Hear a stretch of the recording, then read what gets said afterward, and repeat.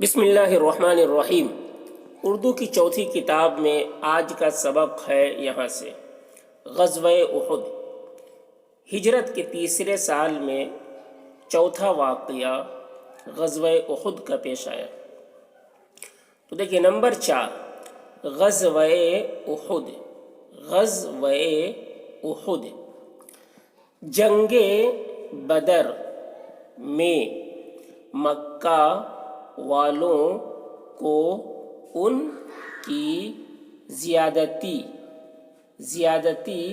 کی جو سزا ملی۔ جنگ بدر میں مکہ والوں کو ان کی زیادتی کی جو سزا ملی، زیادتی ظلم، ان کی زیادتی کی جو سزا ملی، اس نے قریش کی آنکھوں میں دنیا اندھیر کر رکھی تھی۔ اس نے قریش کی آنکھوں میں دنیا اندھیر کر رکھی تھی اور مقتولوں کے وارث انتقام کے جوش میں بے چین ہو رہے تھے۔ اور مقتولوں یعنی جو لوگ قتل کیے گئے، اور مقتولوں کے وارث انتقام یعنی بدلہ، انتقام کے جوش میں بے چین ہو رہے تھے۔ چنانچہ اسی جوش میں انہوں نے مال و دولت کو جو بدر کے موقع پر ابو سفیان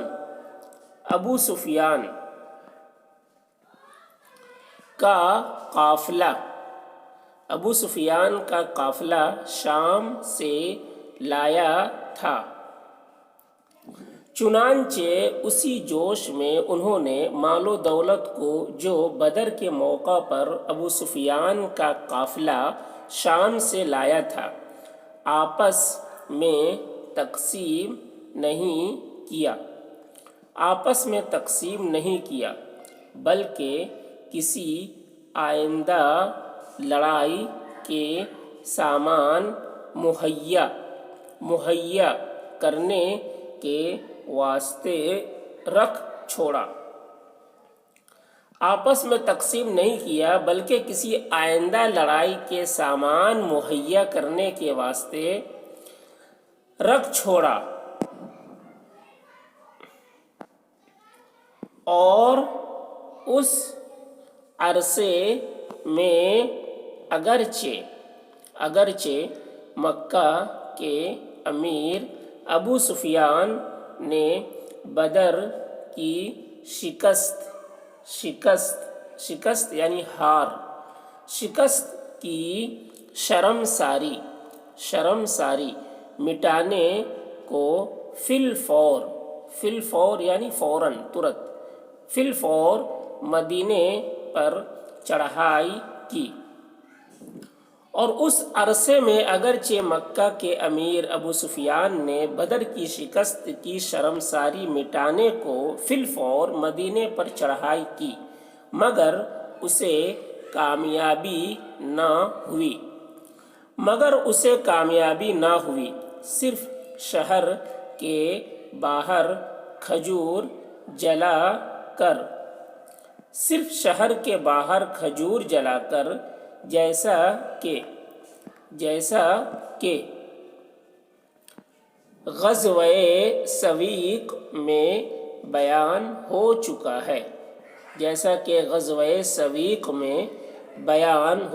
ہے، واپس چلا گیا۔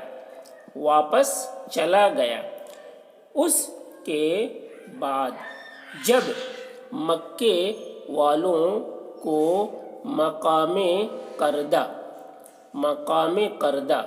کے واقعے کی خبر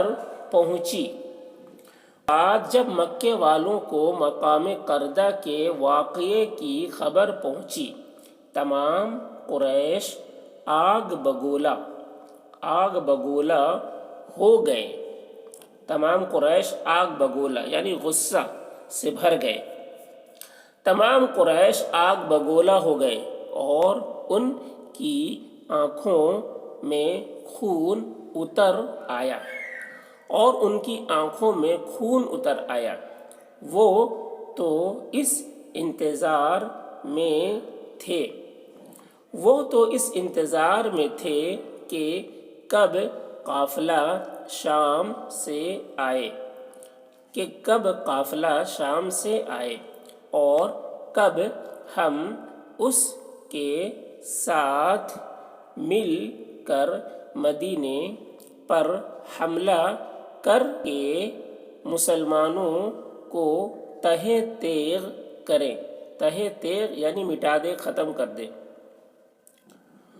وہ تو اس انتظار میں تھے کہ کب قافلہ شام سے آئے اور کب ہم اس کے ساتھ مل کر مدینے پر حملہ کر کے مسلمانوں کو تہہ تیغ کریں، لیکن یہاں معاملہ ان کی خواہشوں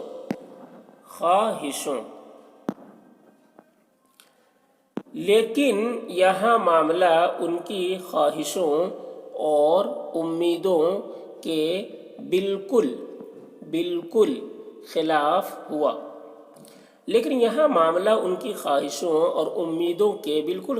ہوا۔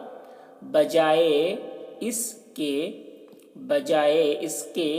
کہ ابو سفیان شام سے کامیابی کے ساتھ واپس آ کر انہیں مدینے پر حملہ کرنے کے لیے طلب کرتا۔ بجائے اس کے کہ ابو سفیان شام سے کامیابی کے ساتھ واپس آ کر انہیں مدینے پر حملہ کرنے کے لیے طلب کرتا، وہ تمام مال و اسباب اور چند آدمیوں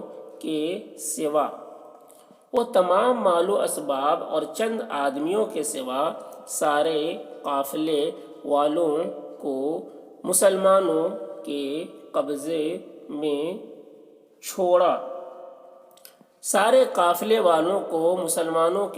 میں چھوڑا اور اپنی جان بچا کر وطن پہنچا۔ جب اس نے یہ سارا ماجرا اپنے ہم وطنوں کے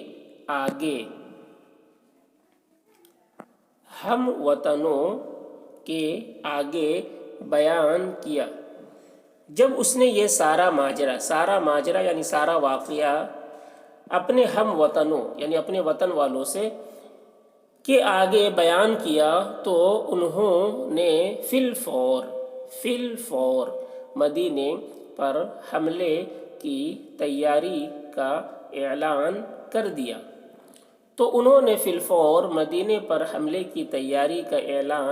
دیا۔ چنانچہ شام کے قافلے کی پہلی دفعہ کی تجارت کا جو مال پڑا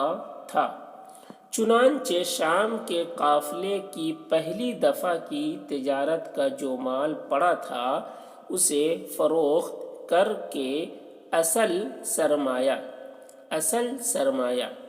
مالکوں میں تقسیم کر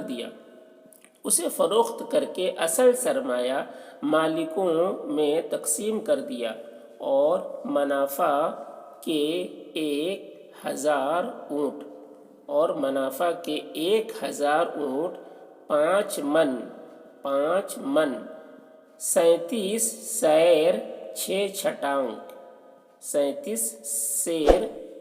چھٹانگ سونا مہم کی تیاری کے لیے